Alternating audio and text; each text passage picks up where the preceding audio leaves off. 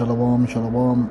First, I'd like to give all praises unto Yahweh Ba'Shem Yahushai, Barakah Kadash, and double honors unto the apostles and elders of Great Millstone. And honor to you brothers out there in the highways and the byways, teaching His word in all sincerity and in truth. And these Christians are finding out, man, that they ain't diligent.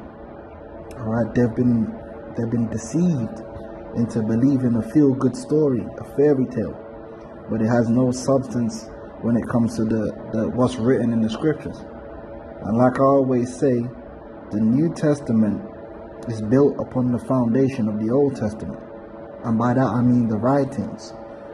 So everything in the New Testament writings, all the occurrences, has to match up with what was prophesied. All right, it has to match the narrative. Right, and Christianity is a divergence from the narrative. It's a perversion, it's a corruption, it's an inconsistency. Because the scriptures are consistent. Right, the scriptures center around the rise and fall and rise again of the seed whom the Lord has chosen, the seed of Abraham, which is the Israelites, and that's a physical seed on earth. And nobody else. Okay? Now, we're going to go to one of these Christian sites here, the CBN. It says 3 reasons the biblical story requires a focus on Israel. Now we're going to read. Alright? It says, while many believers in Messiah are hesitant to think of the Bible as a work of literature, we cannot deny that a large portion of the books comprising the Bible contain narrative, relating key events and figures that are pivotal to the overall story of redemption conveyed by the Bible as a whole.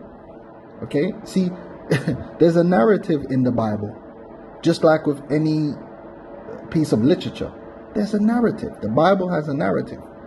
That narrative is about the seed of Israel. You go into the book of Genesis. The book of Genesis is about the beginning of man leading to what? The seed of Abraham, which is why when the genealogies are focused, they focus in on what? The seed of Abraham. Yeah, that's the main concern. You don't get the full genealogy of Ham, the full genealogy. You only get what you need. But when it comes to the seed of Abraham, you get the full genealogy. Yeah.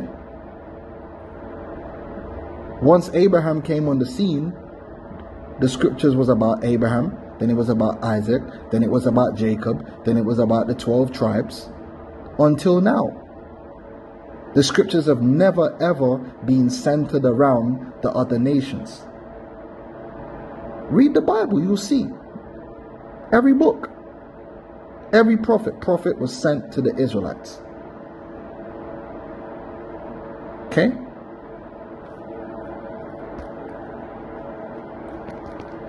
And they break it down into 3 parts. God made a covenant with Abraham.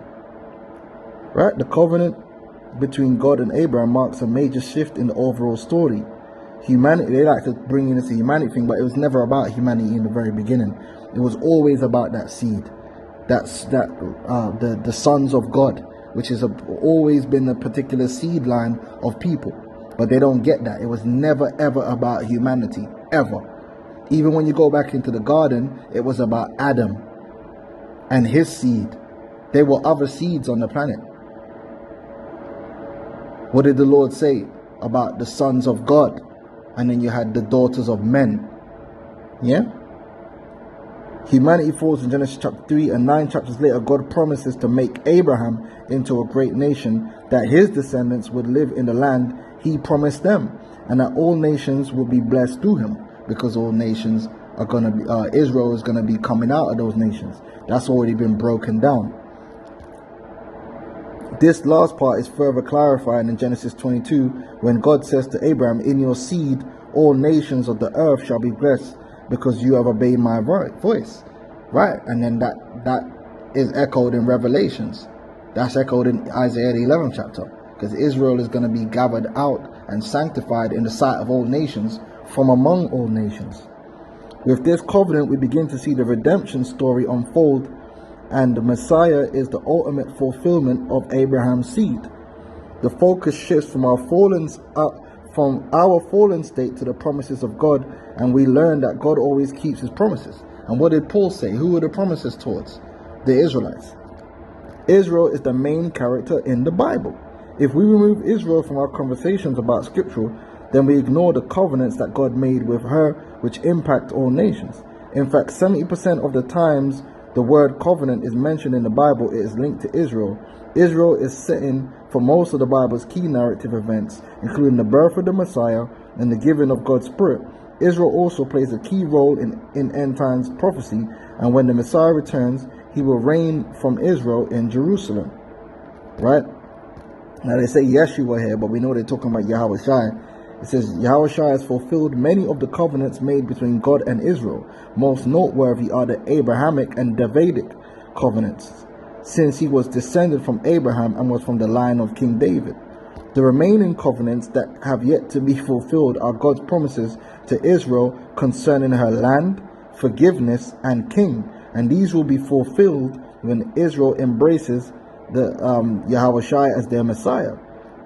When the Messiah returns, he will unite, listen to this, the Gentile believers who have been spiritually grafted into Israel with the Jewish believers who already belong to Israel. No. The Gentiles that were being grafted back into the Commonwealth were Israelites that were scattered throughout the other nations. And that's what's backed up in the scriptures. There's nowhere in the scriptures where the Lord ever prophesied good towards these other nations. They have no prophetic foundation for that interpretation of the scriptures. Okay, they have no background for that. You go to Isaiah 11:11, it tells you how the Lord is going to gather together the remnant of his people from among all the different nations. How he's going to, all the way through the scriptures, the Lord speaks about gathering back his people back together from among the nations. Right? What does it say here? See, they will make the Most High a liar. These other nations are not going to be joined onto us in any way, shape, or form. Right? This is Deuteronomy 33:28. Israel, the seed of Israel, then shall dwell in safety alone. These other nations ain't going to be joined onto us or grafted in. That's talking about Israelites. The fountain of Jacob shall be upon a land of corn and wine.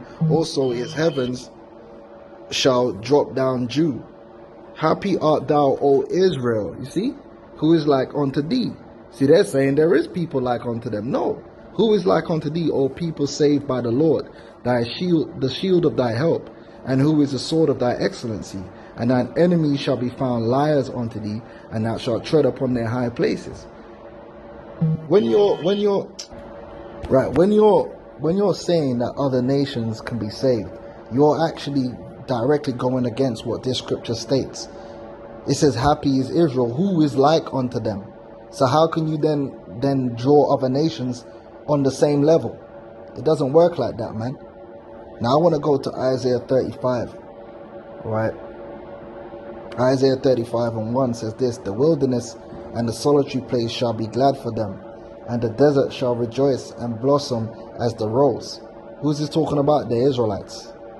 Right? Because you go back into Isaiah 34, it's talking about the end times and talking about the Israel being brought back into the land. Right? In verse 16 and 17. 17 is talking about the land being divided. Yeah? Because that's what the Messiah is coming back to do. To restore the nation of Israel. That is the salvation. But Israel was scattered throughout the four corners of the earth. So when you go back then, you had the Jews in Jerusalem, but you also had the Israelites that were outside of that commonwealth, who were scattered among the nations, who were being called foreigners, because they were dwelling as followers among these nations and speaking their languages and following after their customs. That's the Gentiles that are going to be drawn back, because they're Israelites, and the promises is towards them. And that is consistent with the narrative of the Bible. The Lord drawing in other nations is inconsistent with the narrative of the Bible. Do you understand that? There's no prophetic foundation for such a thing. Especially when the Lord said he don't care about them other nations. So why would he save them? And save them from what? When they're the ones that are violating his people. He's coming to save us from them. And you saying he's going to save them? It's confusion. Right? It shall blossom abundantly. Let me say this. There's never been anywhere in the scriptures where the Lord was looking to save mankind. Point blank, period. It shall blossom abundantly and rejoice even with joy and singing. The glory of Lebanon shall be given unto it. This is talking about the land of Israel. The excellency of Carmel and Sharon, they shall see the glory of the Lord and the excellency of our God. Right? Strengthen ye the weak hands and confirm the feeble knees. Say to them that are fearful heart, be strong, fear not. Right? Jeremiah said the same thing in Jeremiah 30. Behold, your God will come with vengeance, even God with a recompense. He will come and save you. And that's why it's written in Luke, we're going to be delivered from the hand of them that hate us. This is all about salvation for the seed of Israel. That is the plot. Yeah? Then the eyes of the blind shall be opened, and the ears of the deaf shall be unstopped. That shows you what the miracles that the Lord did 2,000 years ago represented. It represented the beginning of the salvation of Israel. Then shall the lame man leap as a hart, and the tongue of the dumb sing. For in the wilderness shall waters break out, and streams in the desert. That represents renewal, represents rejuvenation, life. Right? Beginning with this word, but then it's also going to happen physically in the land of Israel. It's going to become like Eden again. And it tells you that in Ezekiel the 36th chapter. And the parched ground shall become a pool, and the thirsty land springs of water. In the habitation of dragons, where each lay shall be grass with reeds and rushes. And a highway shall be there, and a highway, and it shall be called the way of holiness. The unclean shall not pass over it, but it shall be for those. The warfaring men, though fools, shall not err therein. No lion shall be there, no any ravenous beast shall go upon thereon. It shall not be found there, but the redeemed shall walk there. Now who are the redeemed? Which that the word there would be Ga'al. The ransomed of the Lord shall return and come to Zion with song and everlasting joy upon their heads. They shall obtain joy and gladness, and sorrow and sighing shall flee away. And that goes hand in hand with Revelations 21:3. And also Jeremiah. Yeah, that's the new covenant. The Lord shall wipe away all tears. It's talking about Israel. Israel are the ransomed of the Lord. What does it mean to be ransomed? Yeah, we're being bought back. We were bought with a price. Yahweh shall ransom us back. They ain't talking about the other nations, man. It never was. It never was intended to be towards any other nation. And that's the mystery of the Gentiles. It's talking about Israelites, man. Ransomed. To ransom, redeem, rescue, deliver. Yeah? That's why it's talking about they shall come to Zion. Talking about the Israelites returning. How can other nations return to Zion? Zion is not their homeland. You understand? Zion is not their inheritance. Zion is the inheritance of the seed of Abraham, as he had promised, and they shall not share it with anyone. That's confusion. The Lord don't believe in that. The Lord don't even believe in you planting the same crops together and you mixing fibers, and you think you're gonna mix up a whole bag of nations together to create one nation? Are you lost your mind?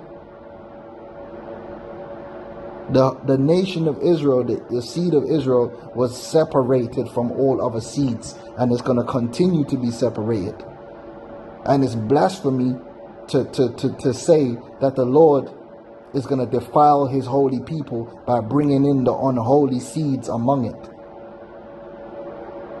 That's a corruption, and that was never the Lord's intention. So with that, I'm going to say shalom.